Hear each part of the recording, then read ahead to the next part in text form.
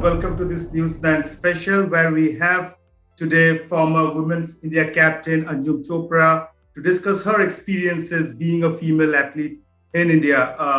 Ma'am, welcome to the show. It's pleasure having you. The Women's Day is coming up. You are one of the top names. You have been one of the top names in Indian cricket for the last decade or so. How has been your experience? You started your career in 1995. From there, you have captained India. Now you are a cricket commentator too.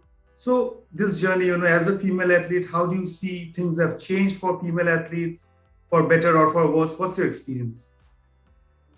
So my experience obviously has been very nice. To getting to play for India is, I think, obviously a very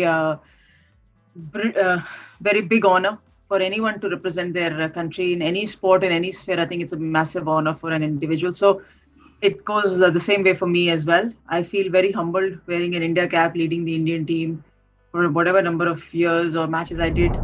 Just being a part of the Indian dressing room was a brilliant experience. So for me, obviously, my journey is, of course, you see ups and downs, you see a lot of highs and lows. My journey has also been like that. But to say that I've been an Indian a member of the Indian team or a captain of the Indian team, I think it's a brilliant thing. So that is my journey, and to see the women's game progress through the years from the time you mentioned 95, that's my debut year. So I obviously started prior to making my debut for India, and to see all those cricketers prior to my being a part of the Indian team or Delhi team being established names. I think it's a legacy which probably has been carried forward, where my seniors left it, me and my batch carried it forward, and it's the journey still continues. It's going forward and upwards as well. So it's obviously nice seeing the development of the women's game and seeing the exposure as well in today's time. If you say that people know about the women's game, yes, they do. So yeah, these are nice times to be a cricketer. Right. And when you started, ma'am, as you said, these are nice times. Being a cricketer, female cricketer in India, when you started, did it help you because you came from a family which had and has many sports persons? So did it really help you in, taking up sport really seriously? Yeah, the sports family really helps because obviously they're aware of what the nuances are of being a sports person. So yeah, but the encouragement obviously came from home. It always comes from home. You have to have the base for you to excel or to move on. Obviously needs to be very strong. Mine has been very strong as well, and it continues to remain that for me as I through the present times as well. So being aware about how a sports culture is and what sports is, yes, I have had that kind of discussions or right through my career, and even now we discuss a lot of sports in the house. So that really helps. But everyone has had their own journey, and it's never been a point where it's been told or probably identified that this is it, you've achieved this, so you can stop or you can rest on your laurels, or you can just sit back and enjoy what's unfolding ahead of you. So it's never been like that. It's always been keep moving forward. It's always been keep progressing, keep learning newer things, and keep improving yourself. It's not about just sitting back on your laurels. It's about going a step forward each time you step onto the park or whichever sphere of activity you're a part of. Right. And how was it back in 1995, being a cricketer? Now, of course, the women's cricketers, they have, I would not say equal platform, equal number of platform, maybe as a male cricketer, but definitely you see 6 to 7 players, Indian players playing in the BBL. The T20 has come up. India regularly doing well in the limited overs format. So, but how was it back in 1995, being a women's Indian cricketer? It wasn't too different what it is to now. Yes, probably more people play or more people are aware about the women's game. The uniforms have become same. The traveling has become very easy. The logistics have smoothened out very much. So if I compare it to 95, obviously these facilities have come in the moment.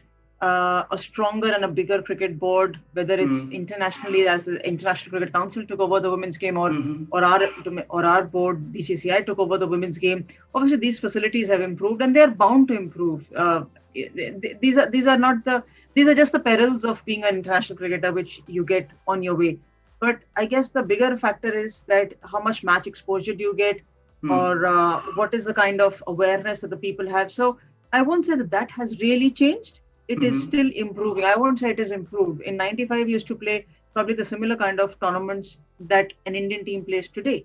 Mm-hmm. The the difference is, as you mentioned, the T20 foreign leagues that have sprung up, and for women cricketers as well. So they have those opportunities which were not there till the time I quit playing cricket. There wasn't a single international cricket league which has started till about 2013, 2014. So that's the only difference I see. But other than that, perils of playing international cricket and the advantages that you get, being a part of a rich cricket board or a rich cricket fraternity, I think that is always going to remain, and that will only improve.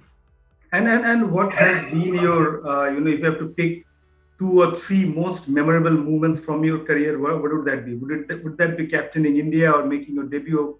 I mean, Every according moment. to okay. I think every moment, yeah. Uh, the moment I got picked for an Indian team, Hmm. that will always remain special. Do The you remember moment that day? I I mean, absolutely, absolutely, absolutely.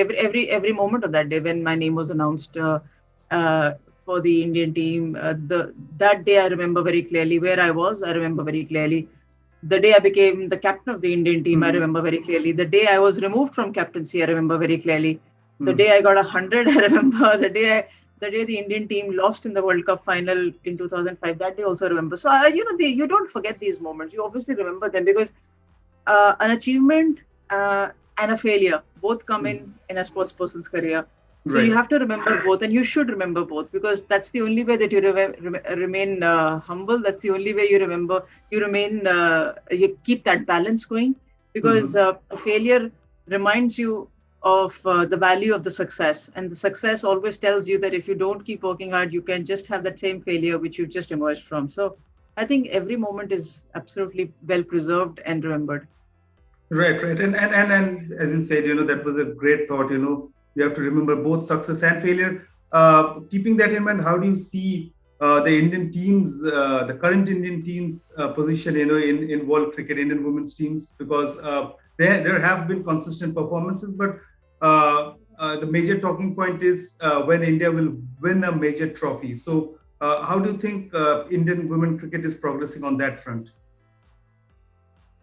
See, winning a trophy is obviously a milestone that Mm-hmm. the Indian team is obviously looking to achieve.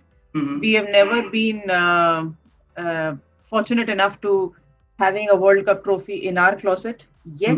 So Mm-hmm. that's obviously a area, or that's a target that the Indian team is working towards. When Mm-hmm. it is achieved, well, crystal ball probably can have the answer.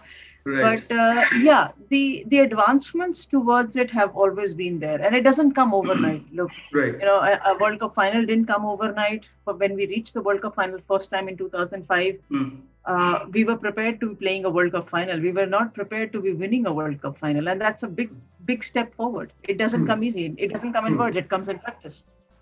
From there on till 2017, we've played very same. I've played in every World Cup that I played. I played a semi-final, and Right. in some I played a final. So I've been around the top four as a player with an Indian team. So I know exactly how it feels when you don't lift the trophy. So yeah, I think the advancements, as I said, have always been there, but it's still not the entire well-rounded game consistently, just like you mentioned, have been shown by the team and by the players, and that's probably a miss. When you win a world championship, or when you aspire to become a world champion, Mm, everything has to fall in place the perfect right, way, and you right, have to right, train for that so that it tries to fall in place the perfect way. So it doesn't happen overnight, but it does, and I'm hoping it comes true. right. And you are now in New Zealand. This is the final question. You are now in New Zealand, for commentating on the Women's Cricket World Cup. I mean, as a senior cricketer, former cricketer, I mean, do you see? I mean, have you marked some girls, who do you think? will take India forward in the coming days. Of course, the Mithali Raj and the Julian Goswamis of the world, but they have served India for so long. But who are the players, who will take Indian women's cricket forward? Can you name a few? Look, I think before I name them, they need to name themselves. That Right, if Indian cricket is going to be carried forward on their shoulders or not. Yes, you want right. to understand or probably relate to the fact that the Indian cricket is going to be carried forward on shoulders of Harmanpreet Kaur and Smriti Mandhana and Deepti Sharma and Richa Ghosh. All these names are there because they're playing for India. But apart from Smriti, apart from Harmanpreet, there hasn't been many players, and Deepti Sharma, of course, Rajeshwari Gaikwad in this setup, haven't True, been there really who've held their opportunities with both hands. They've been players who've gone in and out. They've been each time you've thought that this player has immense potential and talent. They've just fallen off the radar. true. Either they have not been performing consistently, or they've not been there amongst the runs or wickets. So you can put faith on a person or on a player when they've been around the Indian team and they start performing and developing into those roles consistently as an Indian team member. So apart from these 3-4 names that I just took, Mhm, yet to say that the Indian team is in able hands and on stronger shoulders, I think mhm, I will still reserve my comment on that. But yeah, mhm, the kind of youngsters that are coming through, or the approach that the younger players have started showing, whether it is at the moment, whether it is Richa Ghosh or a player who's not there in the squad, Jemima Rodriguez, or the younger ones who are mhm. lining up, whether it is a Shifali Verma or a Tanya Bhatia, they're all young players. But for them to be a permanent fixture or a permanent member of an Indian team and a performing Indian team, there is still Mhm. time for it. Right, right. I mean, thank you so much, Anjum, for your inputs. It was nice talking to you. Thank you and goodbye. Thank you. Thank you.